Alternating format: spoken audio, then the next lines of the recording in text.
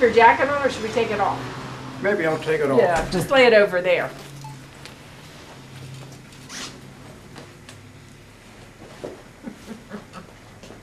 I forget who I have coming at 6, but they may come in, Steve, so just want to give them the high sign.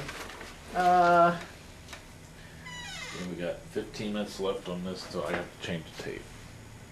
Oh, so we'll stop. You stop us then. Yeah. Mrs. Whitmer's coming in then at 6 o'clock. Pardon?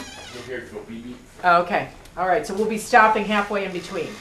All right. You're halfway between. No, we'll stop the tape halfway in between, and then we'll have to go on. Okay. Because we don't want to miss. The first thing I'm going to do is it on now, Steve? Yes. Okay. I'm going to ask you to state your name and how you came to Palmyra. Were you born here? When I was born, I'm Okay. Samuel A. Gingrich. I was born on April 15th, 1928, and when I look out my kitchen window, I can still see the farmhouse where I was born and raised. Okay, and that's right outside of Palmyra? 2 miles north of the square, right up Gravel Hill Road. Okay. And the first 8 years I went to Gravel Hill Country School, and I had Ellen Beam grow up for my teacher, and she was my dad's teacher there years before that.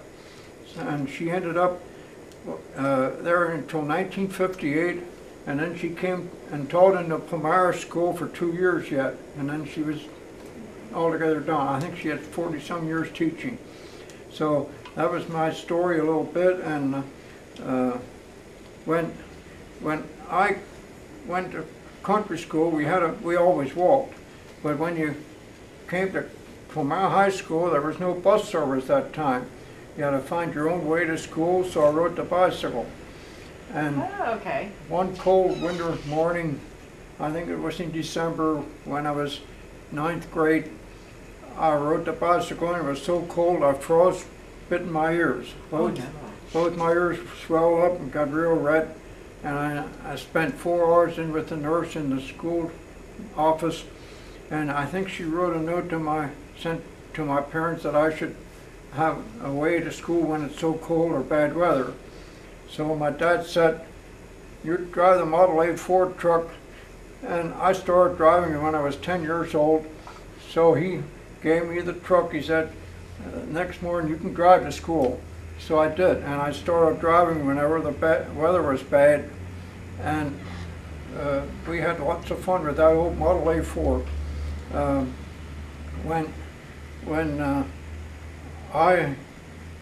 When we had a lunch break at dinner time, we'd drive around town, and I was only 14 years old then when I started driving to school. Right. 14 and 15, and only turned 16 in April in my sophomore year.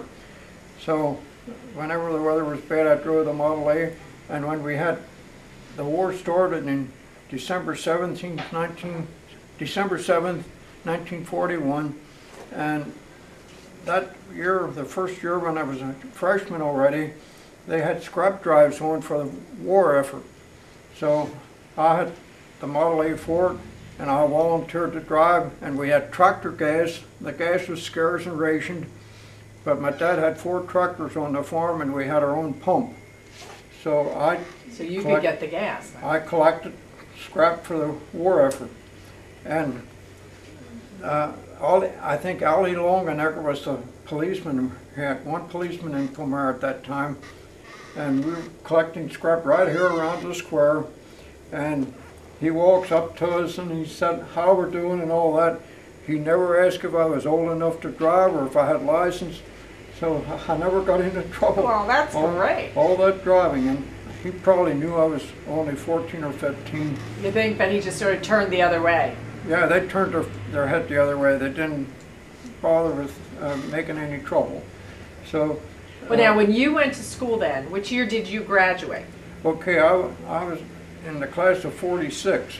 Okay. And the first 8 years I went to Gravel Hill Country School, right up the road here, 1 mile and a tenth from the square. And then I had almost a mile to walk to the country school. So from home to the high school, it was a little over 2 miles. So that's the way we had a... And you went to the Cherry Street High School then? You didn't go to Railroad Street building at all? No. Right, I went right to the it was a new high school building sort of on West Cherry Street. Right. Yeah, and getting back to school, we always had a lot of good times spinning around town on the Model A at dinner time.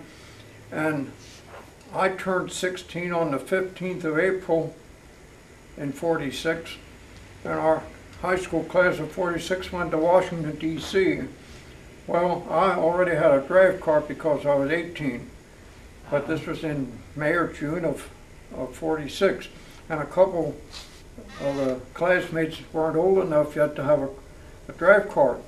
And they went out on the town that night when we were in Washington, D.C., and one of them borrowed my draft card. And he got so drunk, Oh, and he wasn't 18. it almost spoiled the class trip. And they woke him up and gave him a shower with his clothes on, and I was worried I'd never get my draft card back, but I got it back. And it was Did they ever okay. find out, did the authorities ever find out that it was your draft card? I don't know what ever happened with him. I never heard whether he was punished or anything. I didn't hear, but anyhow, and he isn't living no more, so that's So even, unfortunately, even back in the late 40s, when kids went on school trips, they got into trouble sometimes. Oh yeah, yeah. And down there in Washington, if you were 18 and had a draft card, you could buy drinks. Okay. And I don't know what the age was around here. So you would not have been illegal because you had the draft card, but Yeah, I wouldn't have. But I he did- was. I didn't go drinking or anything. Right. We went to a movie to see Mr. Scheherazade, I think it was the name of the movie, with some of the classmates that didn't carouse and carry on like that, but that almost spoiled the trip that time. unfortunately that happened. That's a little bit of the story. And this Ellen Beam grew up, finished school here. She taught 2 years and had the same 7th and 8th grade, I think, here in the Palmyra school she had in the country school. Well, up there she had all 8 grades, but Right. she had, Well, what was it like going to school in a country school? We talked to one of the teachers, but we didn't talk to any students, so you were one of the students from that. okay, it was sort of interesting. You'd have time to sit and do your lessons or homework or whatever she gave you, but you could also listen to what was going on either side of you. Say if you were in 4th or 5th grade, you could hear what the 1st, 2nd, and 3rd grade was doing, and you could also hear what the 5th, 6th, and 7th, and 8th grade was doing over here to your right. The youngest kids sat in on the left, and the oldest ones on the right. So you moved over Yeah, as you got older. yeah, and we could always sometimes you could remember what went on the year before because you were sitting right next to that class. I was also a Hershey worker, and So after high school, then you went to after work at high Hershey. school, I worked on the farm for 2 years, and when I was 20 years old, we just finished filling the silo, and I said, I'm going to go to Hershey and check about a winter job.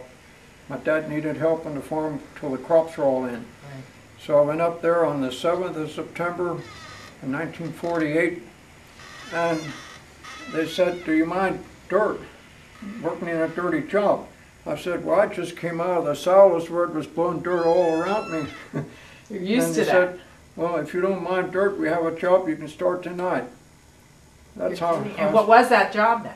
Cleaning hullers, bean hullers. You had to climb in the machine and go down in a flotation pipe on a ladder and scrape the I guess you'd call it cocoa dirt out of the machinery. And so that's when I started at Hershey, just like that. Well, it was a summer job. The next spring I was laid off for 4 months. So it worked out, then I could work on the farm. And in the fall of that year I went back in for the 2nd year. And then from there I stayed. Oh, that's. But I always helped on the farm in between. And then Well, now, did you drive your Model A Ford up then to work? Is that I how you still got there? had the Model A Ford until, around when I was around 20. Then, no, it was the year before, 19. I got my first real car, a 1939 Dodge. Oh, But going back to school, we also picked potatoes and tomatoes. In the fall of that year, when I was a freshman, I took the Model A Ford and we went out to Paul Bucher's farm. We picked potatoes. A group of us went out. Some even rode in the back in the box. It was a pickup truck. And then we also picked tomatoes down at Gravy Farm, which was south of Annville. And what did you do with those? To sell them or? They needed the help because the Oh, you got paid to pick them. The help was scarce. The men were in the army, and we got out of school to go pick, like I said, potatoes and tomatoes. Okay. And so you've been working as long as you can remember. It's funny. I never got into trouble for driving without a license. All day long, and never was the policeman. Never asked. And and when I was 16 years old, I went and took my driver's test in Lancaster. Okay. With the Model A Ford pickup truck. And my dad took a couple calves to the livestock market. And I'm in there, and the policeman said, I whipped around there, you know, I was pretty barrel around, pretty good with the car. And he said, did you drive a little on the farm? I said, yeah, a little bit. And I right away I passed that license. So that was a little of the story. And while I started at Hershey in '48, I also worked at Schneider Printing down the street here from '51 until '67, I believe it was. Wow.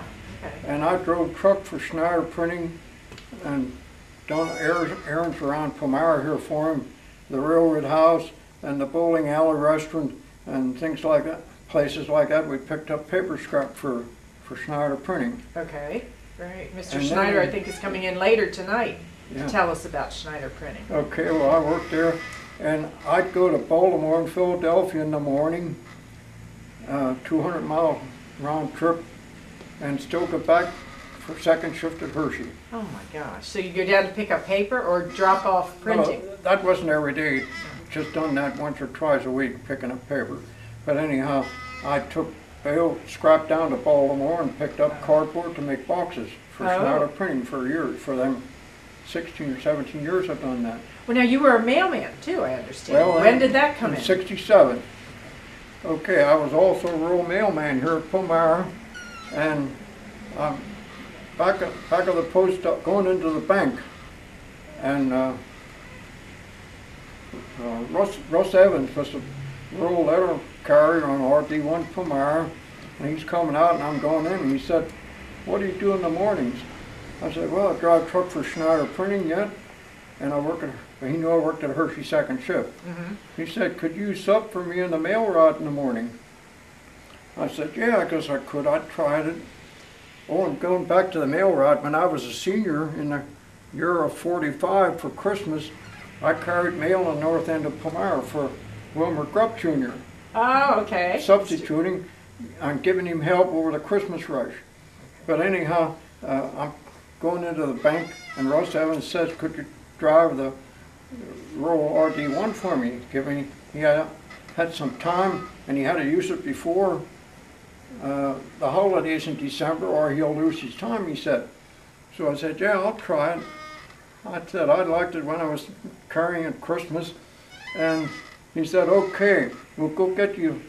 I had to get fingerprinted, and I get up there, and I was working on the farm in Hershey, and he said, well, your fingerprints are wore out when I was getting fingerprinted. And you weren't that old, I mean. No, I was only 40 years old, 39 years old, but I had a lot of rough work, and so Russ Evans said, I'll put you on next week.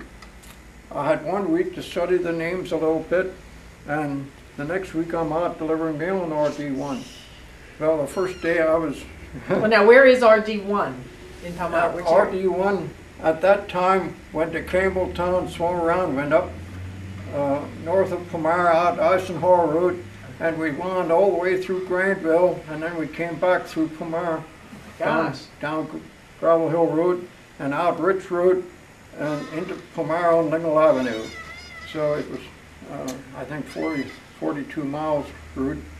And about how many people were on that route? 500, around 500 stops you had still.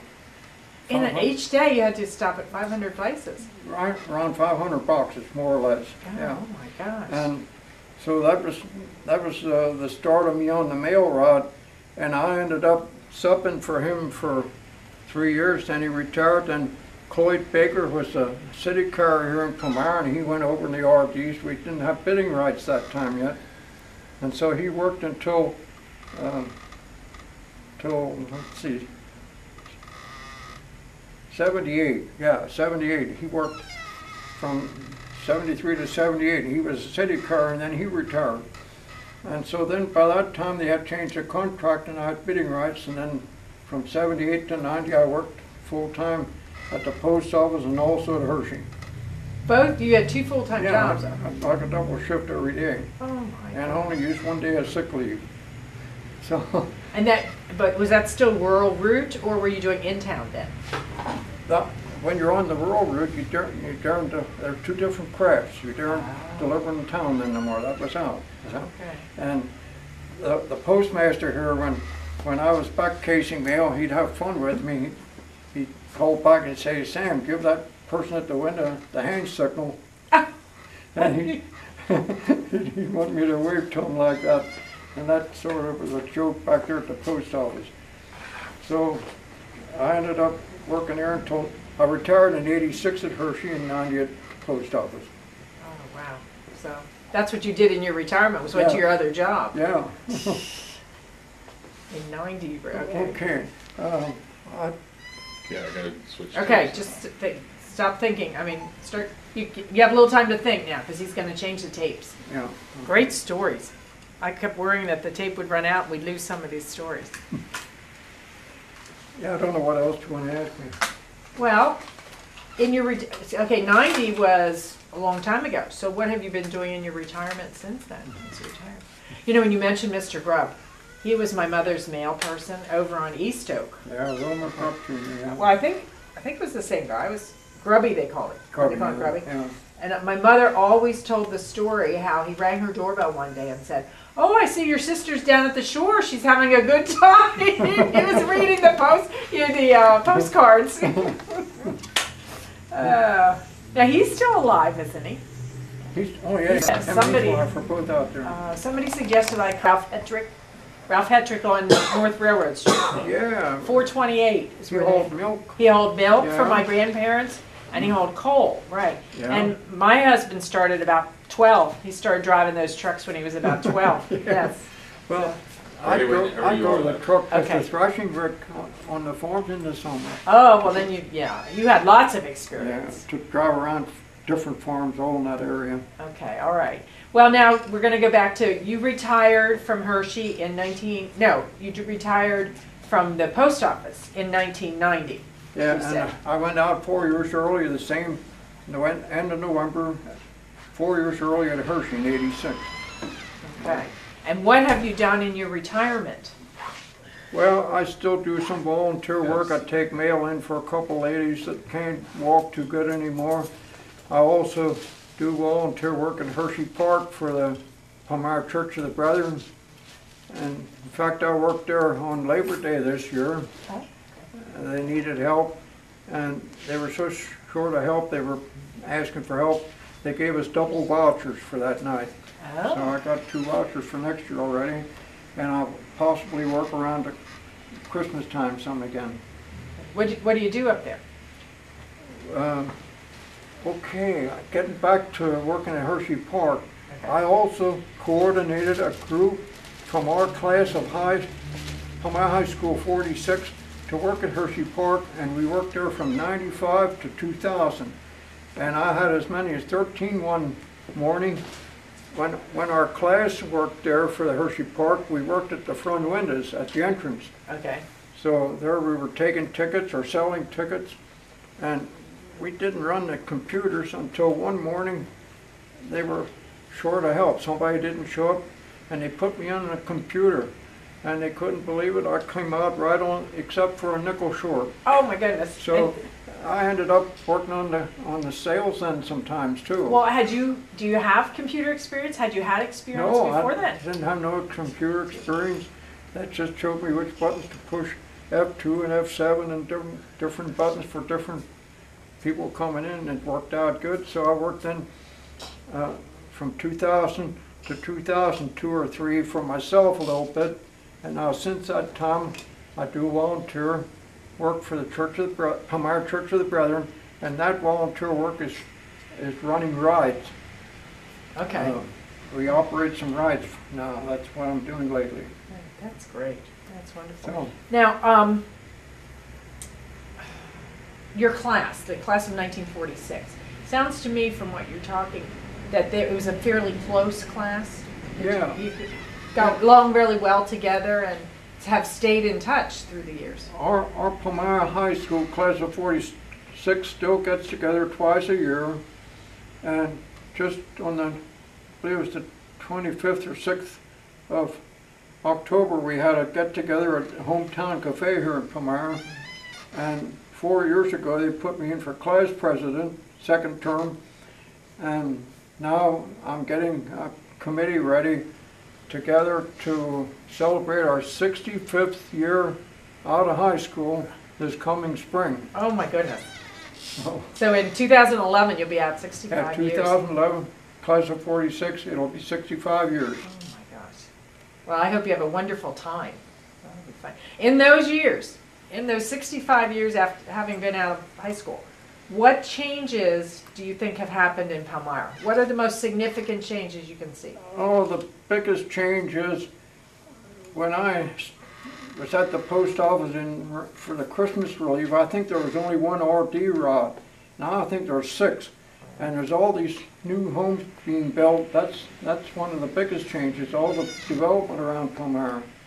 And now they're building a new school there south off of Lingle Avenue, which is the edge of the land where my grandfather Wagner lived.